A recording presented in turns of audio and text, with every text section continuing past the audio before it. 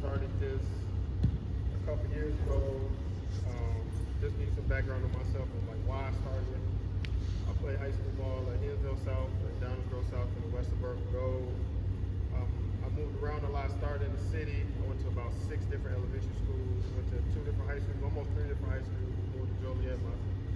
At the end of the basketball season, we kind of moved around a lot. I had to work to help my mom pay rent, work to help my little sister get lunch money, so I really couldn't play ball as much as I wanted to. I was good at basketball, but instead of being on teams a lot or playing AAU, I had to help my mom pay rent and stuff like that, so I really just had the opportunity of getting seen and being recruited. So even with all those issues, I ended up still getting recruited by a couple D3s, got recruited to go to Russ College, which is the NAI now, HBCU.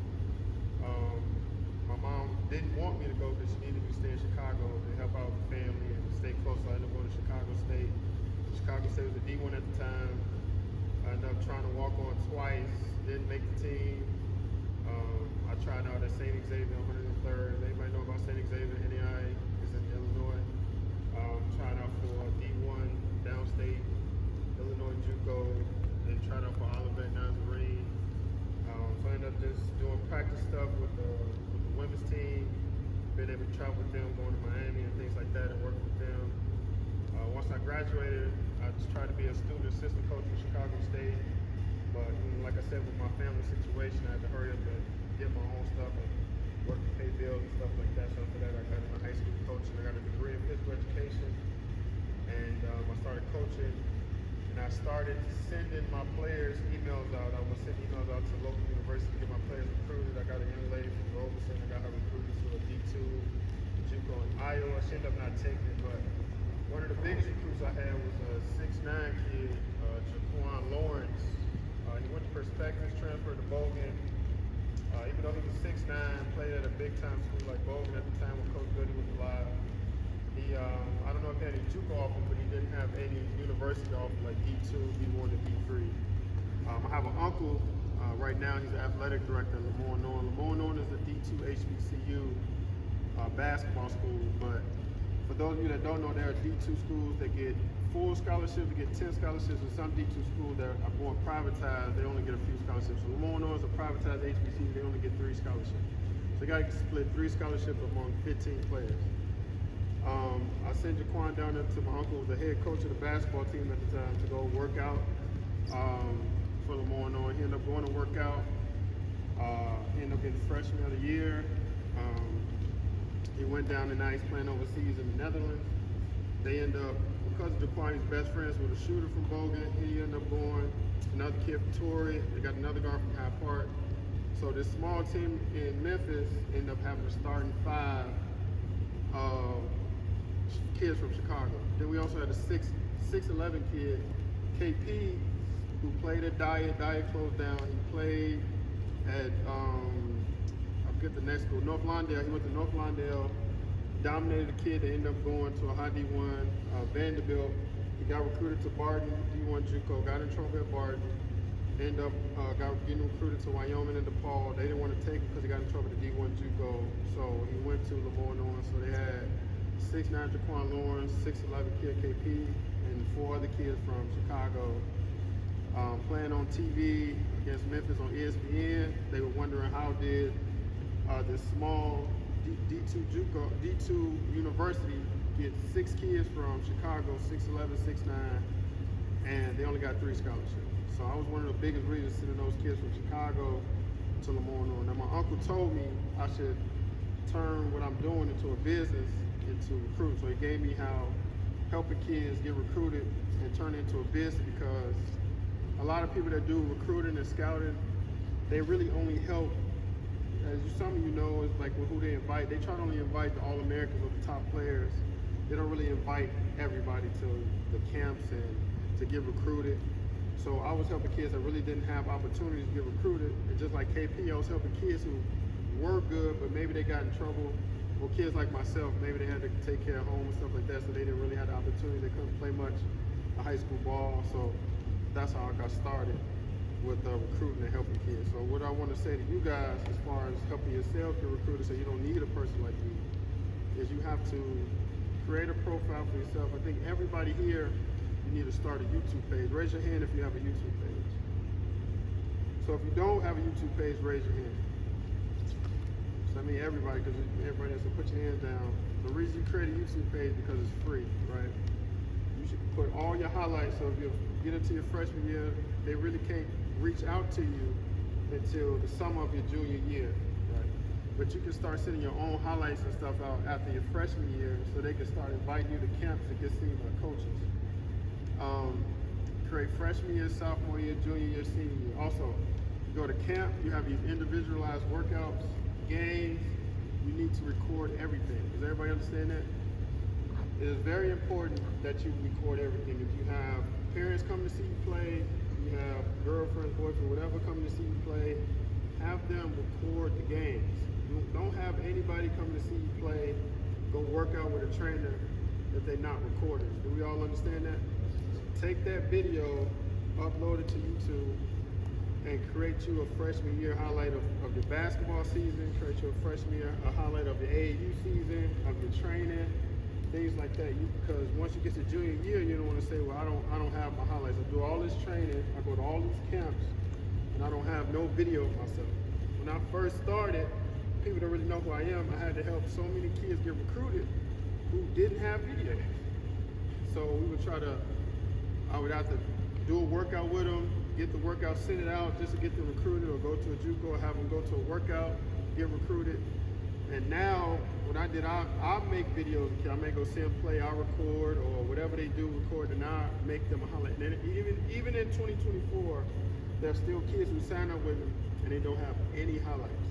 So we got to put a bunch of trainings, things they do together, a bunch of game clips that the mom might have had just because she was recording, just to show the grandmother or the father or stuff like that. So put all that together just to make a highlight. And it's good that either your school has a YouTube page or they have a Huddle account. But these is things as students that you need to ask, and it's very important. Do we understand that? So when I say email colleges and go, you get these emails and you reach out, don't just reach out to all the D1s and all the top schools that you hear about. Because when I was in high school, even though I only played 2 years of high school ball, I played my sophomore year and I played my senior year, because I transferred a lot. When I went to Hinsdale South, I was a 6'2" freshman, right? Now they cut me. They said I didn't make the team, so I used to get in a lot of trouble in eighth grade. So as you know, in a neighborhood like Elmwood Park, if you get in trouble in the middle school, it carries on to the high school because everybody kind of knows each other. Do we understand that? So I got in trouble in the 8th grade, even though I played 8th grade. Freshman year, they didn't want me on the team, so I didn't make the team out of 40 kids. Sophomore year, new coach, I was 6'6". They put me on the team out of 15. So I do not make the team out of 40, but I make the team out of 15.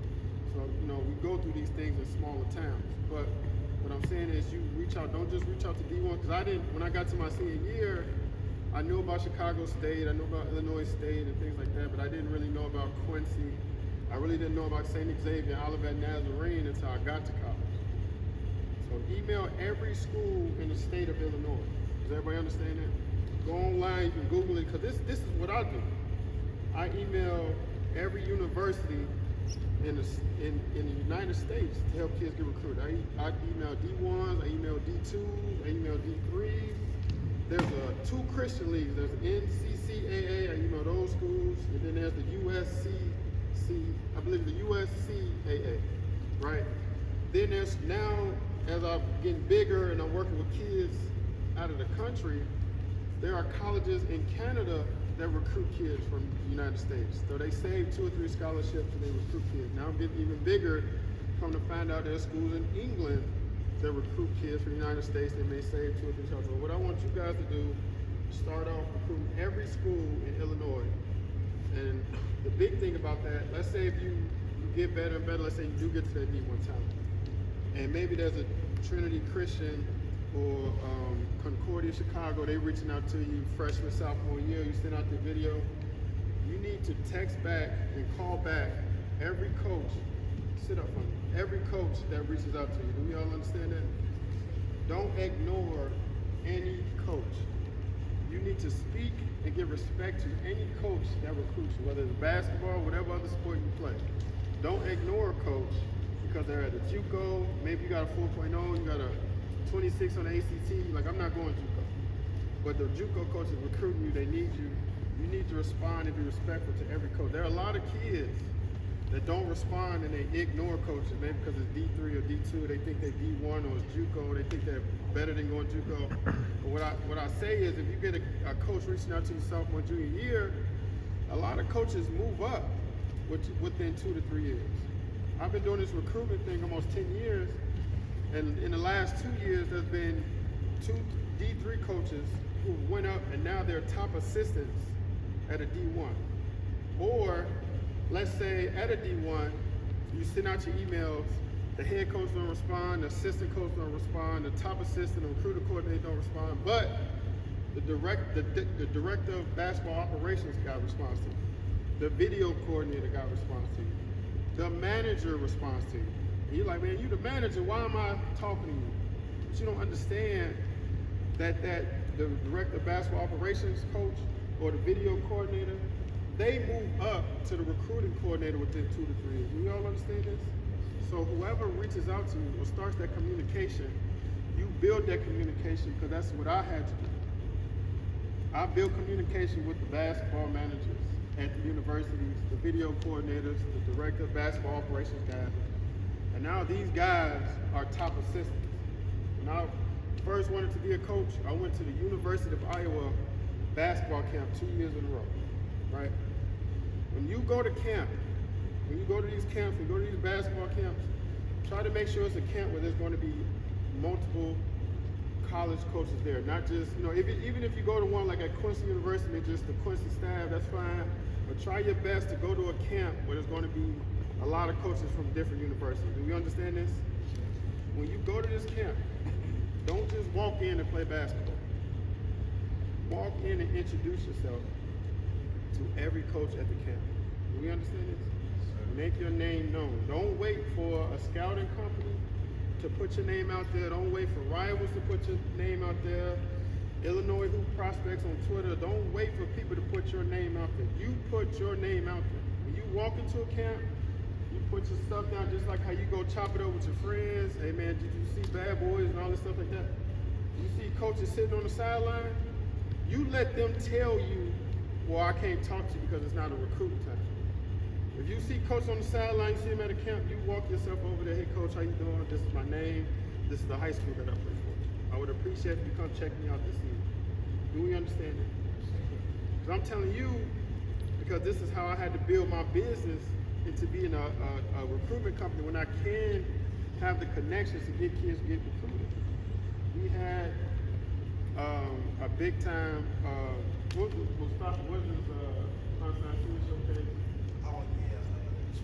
Exposure run. They had college coaches in a big squad, right? Mustafa had a lot of guys sitting on this side, right? I got up, I walked around, I introduced myself to all the coaches I knew and all the coaches that I didn't, right? There were some coaches, they said, hey, I know your name, I get your emails. Or this coach said, I used to be at this school, I remember you. Some coaches, I asked them for their phone number, I got their number, come to find out I already had it. Then, there are going to be some coaches that are irritated and be like, man, I can't really talk to you, or we really don't need a recruiter, we really don't need no help. And you're going to get that, but you need to get out there and introduce yourself to coaches when you go to these camps, because that's what I had to do to build this business. You need to get yourself exposed. Don't wait for anybody to get yourself exposed, because it's hard to get recruited, especially now with the transfer portal. Even me being 6'6", playing at Downsboro South went downstate my junior year. And we had Elliot Engelman, he went to Butler, he went to a D1. We playing a lot of big time ranked schools. I still didn't get recruited. I went to work out some schools, they told me I wasn't good enough. I went to work out at Chicago State. They said, how many points did you average in high school? I said, I averaged like 2 points a game. They said, well, you need to walk across the hallway and go talk to the women's coach. I did. It hurt my feelings, you know what I'm saying? Because I didn't know about really a lot of schools. But they say, you average 2 points a game, you can come to summer camp and stuff like that. And I came, I went to summer camp, I outplayed some of their freshmen. outplayed some of their seniors. I got dunked on a couple times. I got laughed at a couple times. But the thing is, I took the bus, the Pace bus from the west suburbs to the 95th Street Red Line, walked from the Red Line to Chicago State every day in the summer to try to make the team. I didn't make the team. I did it for 2 years in a row. But everything worked out so I can start this recruitment company and talk to you guys about pursuing your dreams and being recruited and possibly ending up at a D1, D2, D3 JUCO, D1, D2, D3 a Christian university and chasing your dreams, accomplishing your dreams, and helping the next generation do the same thing. Do we understand that? Also, with your GPA, you need to have a 3.0 or better. D1s offer full scholarships. We all know this.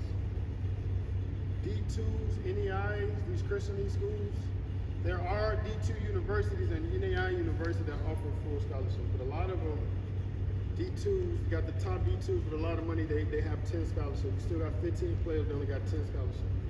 Then, like I told you about Lamar and on, you got the smaller D2s, they only got 3 scholarships for 15 players. So tell me, what does that mean if you only got 3 scholarships for 15 players? What does that mean? Can anybody tell me what that means? What do they need to do to spread the money out? What type of players do they need to recruit? I can't hear you. Dedicated, what else? What other scholarships can you get in college besides athletics?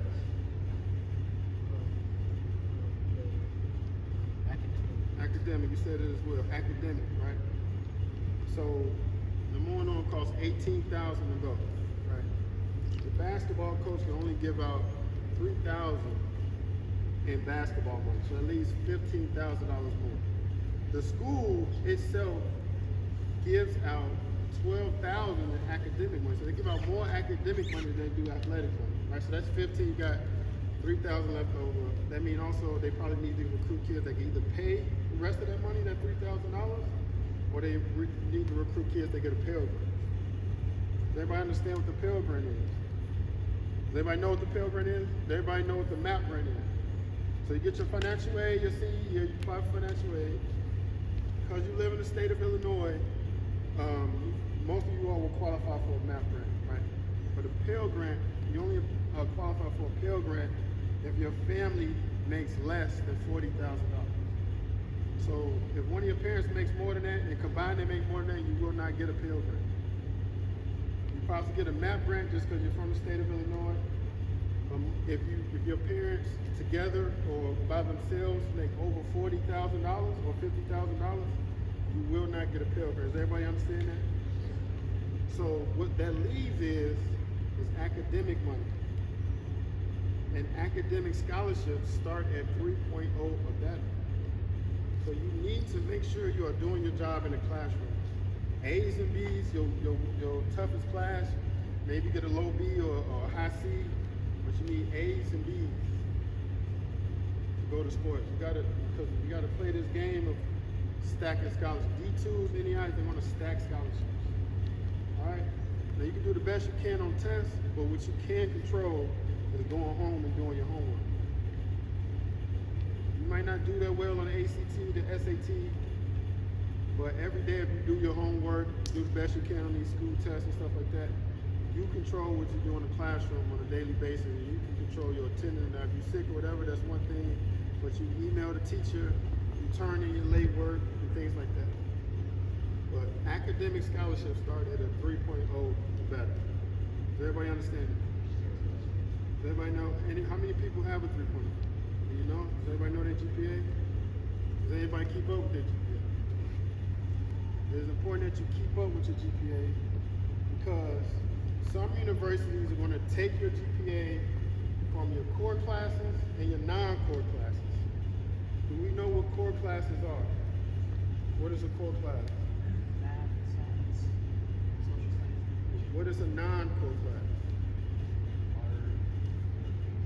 Exactly. So if you have straight A's in PE, art, whatever vocational class you're schooling off, but you have D's in science and math, that's going to bring down your cumulative GPA. Now your overall GPA may be high, maybe I've had people that I work with, they say, I got a 3.5 overall GPA, right? They turn their transcripts into university.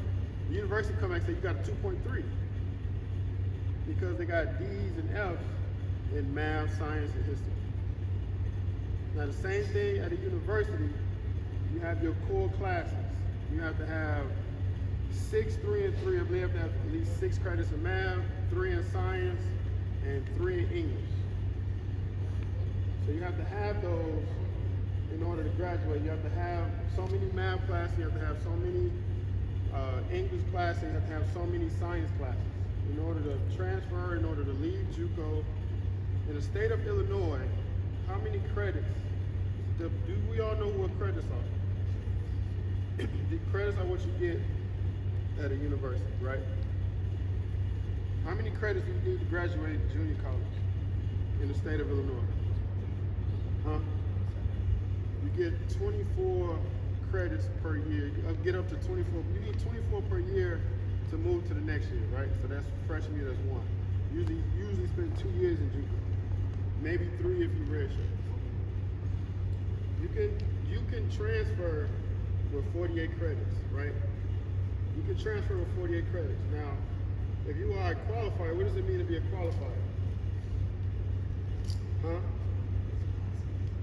Well, you pass, right? So that means that you pass high school with a 2.0 or better, right? Or maybe a 2.5 and better, 5 and better, depending on the university. That means you're a qualifier, and you probably had a SAT score, I believe, higher than a 600, and an ACT score higher than a 16 or 17. So that means you're qualified. So that means you can transfer with 48 credits out of JUCO. Now, most D1s, what do they want you to do if you come out of JUCO? They want you to graduate JUCO, right? So how many credits in the state of Illinois do you need to graduate JUCO? Does anybody know? 60.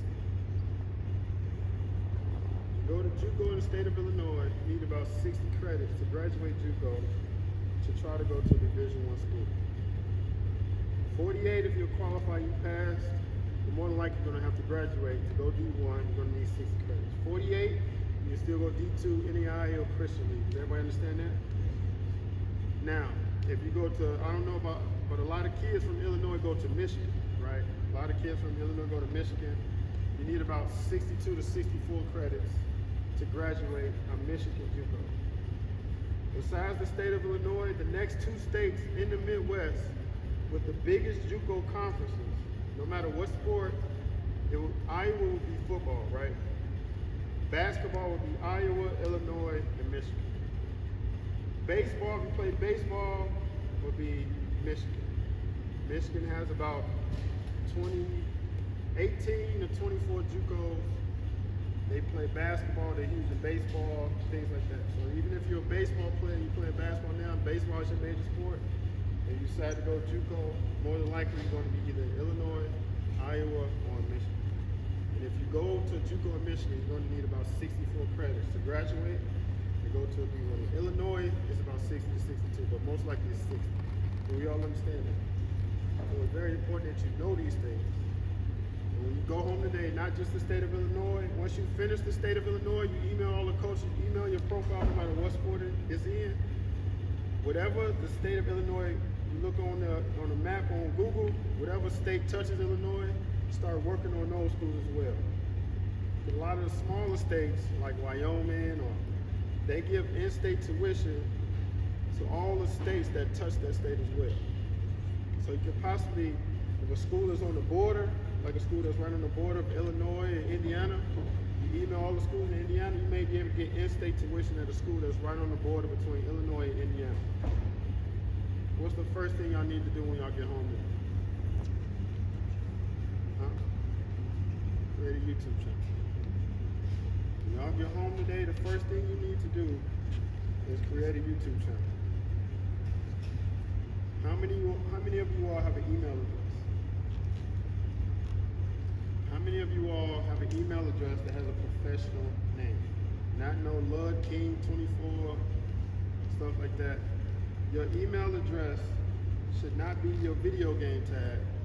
Your email address should be your first and last name at Gmail, at Yahoo, and things like that.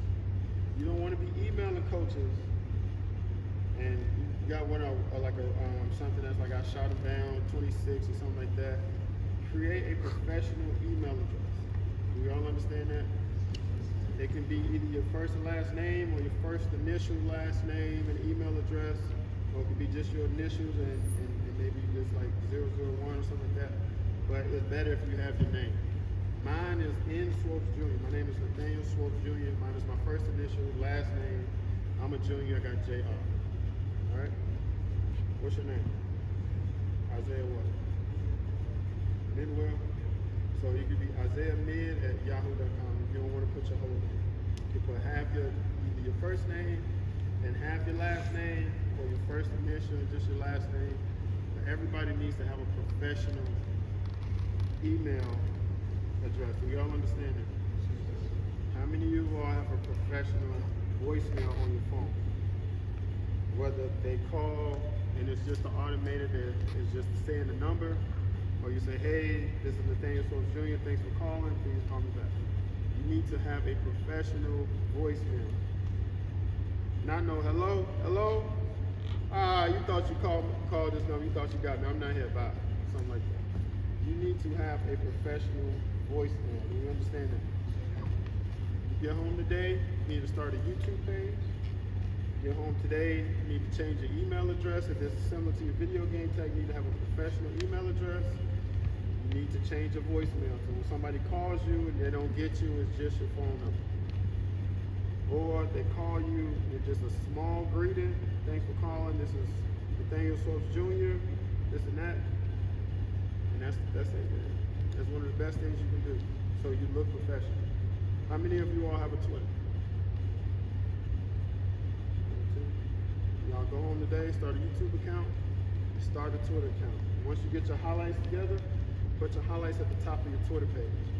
A lot of coaches now, instead of emailing you back, they're asking you what is your Twitter tag.